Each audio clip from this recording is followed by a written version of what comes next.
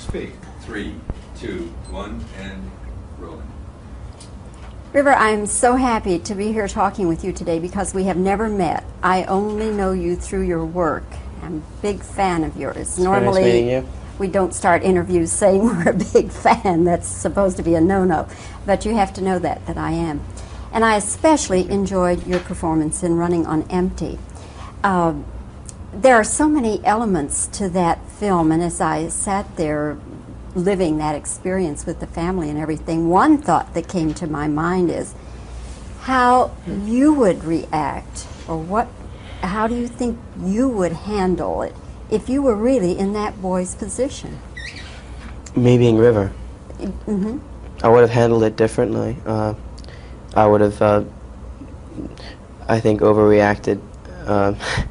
I'd been a little more dramatic because I'm not as used to the patterns that Danny has been through, and he's very aware of the cycles that he's gone through, and it's happened again and again, and it's just like, here we go again, another hiding, another place to be, and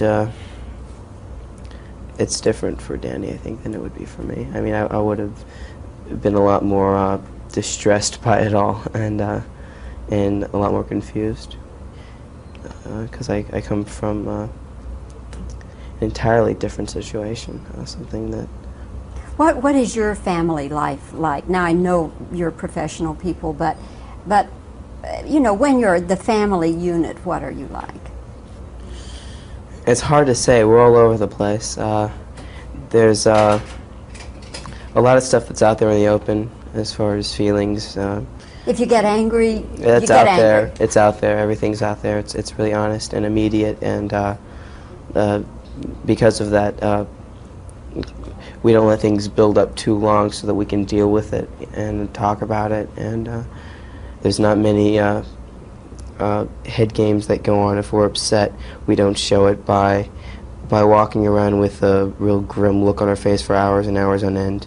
You know, we'll deal with it, and we won't, you know, we replace the guilt that most people give each other when they're upset with someone else with real honest feelings, whether they be real positive or drastically negative.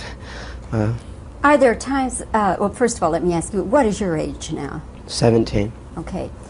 When you were younger, particularly, and you had some disagreement with your parents, and you would voice that disagreement, and they'd say, I don't know, maybe your parents didn't, but most parents say, because I said so, because this is the way it's got to be. Now, would you have that in your family? A lot of times, well, most of the time, if not all the time, my parents deal with all the kids on a very equal level. It's not that I'm the parent, you're the kid, you know, listen to this. There's reasoning involved. We'll communicate our feelings, and you know, we'll negotiate and work it out. And you know, there comes a time where, you know, the parents, you know, have to put their fist down and say, this is, you know, what we have to do. This is better for all. And but usually, I mean, usually, I mean, if it's obvious that it's the right thing, you know, we'll agree on it. I mean, we're all reasonable people. And one thing that I was talking about with a friend earlier about what parents do that really annoys me, and I guess every parent does it to all the kids, is when you know, they say, listen, it's time to go to sleep now. I mean, speaking when I was younger, it's time to go to bed now. And then you'll say, well, you know, I want to go out, I want to do this, this, and that, and they'll say, no, this is what, you know, you should be doing. You have an early call tomorrow morning or something. You have responsibilities to attend. You should get some sleep. And you'll say, well, what time is it? And they'll say, time to go to sleep. Or, you know, that little twist of, oh, you want to just, you want to... You want to say, give me a fighting chance. Something like that, yeah. River, in this movie, your character is a pianist. You must play the piano, do you? No, I don't play the piano. I learned to play. I mean, I can play chords and, you know, the basics, but I couldn't read music, and I couldn't play piano, and I didn't know any classical music to play. And they had a piano coach that they had hired for me to learn all this kind of stuff, which is kind of ironic because that summer I wanted to get piano lessons and learn, you know, the basic theory and learn how to read music. And then Lorimar came along with this piano coach, and they paid for it. It was great, so it worked out, and I played throughout that stuff, and it was fun. You're very good. I'm not a pianist, but I'm tuned in, seeing lots of piano competitions. You were very convincing. Well, I mean, you thank you. fooled me, let me tell you. Yeah, that's great. That really is great. Did that put extra stress on you as an actor, though, because you had to be worrying about that, and did that kind of take away from your concentration as an actor? Early on, I was worried about, you know, if I could, you know, do it or not.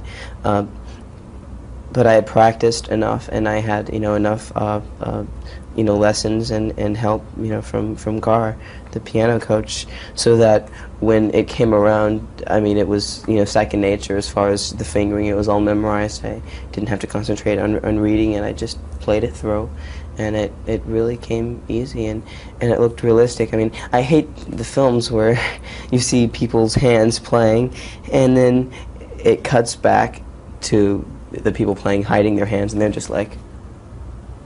And in this, it's fun because you see the hands, and then it pans up, and you see me playing, and it's like, yeah, I did that, and it feels good because it just adds, you know, realism to the, you know, to the film, and I think that. Did you enjoy the classical music?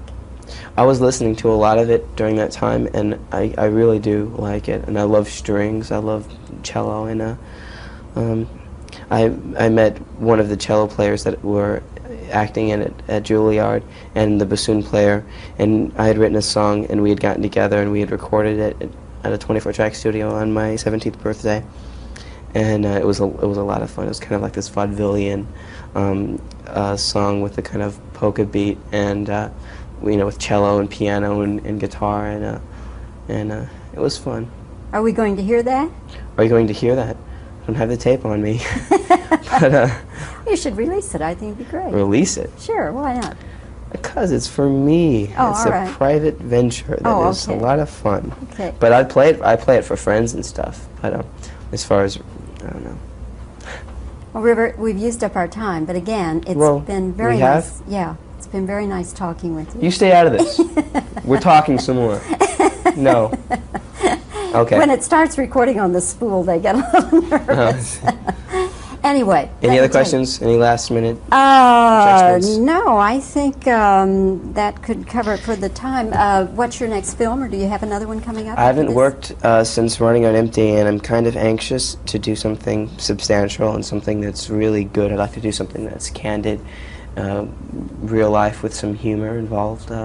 I'm doing a little cameo bit part in Indiana Jones 3 for fun, and that should be good. I get to ride a caballo, a horse, that is. That should be a lot of fun, and I'm doing that in Colorado starting September, just for a couple of weeks. Okay, well, we'll look for that.